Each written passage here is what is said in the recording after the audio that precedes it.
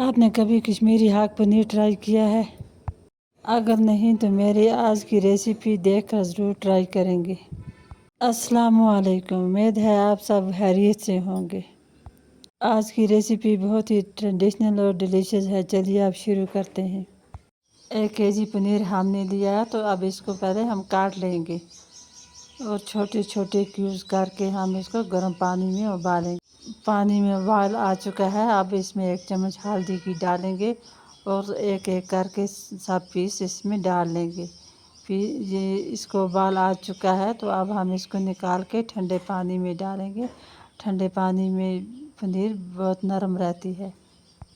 اب ہم fry pan لیں گے اور اس میں مسٹرڈ آئل ڈالیں گے۔ مسٹرڈ آئل گرم ہو جائے تو ساتھ میں ایک ایک کر کے پیس ڈال کے ہم اس کو اچھی طرح سے فرائی کر لیں گے۔ پنیر اچھی طرح سے فرائی ہو گیا تو اب اس کو ہم نکال لیں گے۔ یہی تیل ہم نکال کے اب پریشر میں ڈالیں گے اور اس میں ڈالیں گے ساگ اور ساگ کو اچھی طرح سے تیل میں مکس کر لیں گے۔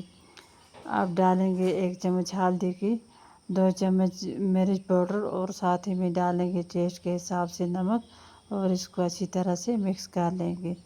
اب پریشر کو 2-3 سیٹی دیں گے تو 2-3 سیٹی ہو چکی ہیں تو اب ہم ساگ کو چیک کرتے ہیں۔ ساگ ہمارا تیار ہو گیا ہے تو اب ہم اس میں پنیر ڈال لیں گے اور پنیر کو اچھی طرح سے ساگ میں مکس کریں گے۔ 2-4 منٹ اس کو ابال دیں گے۔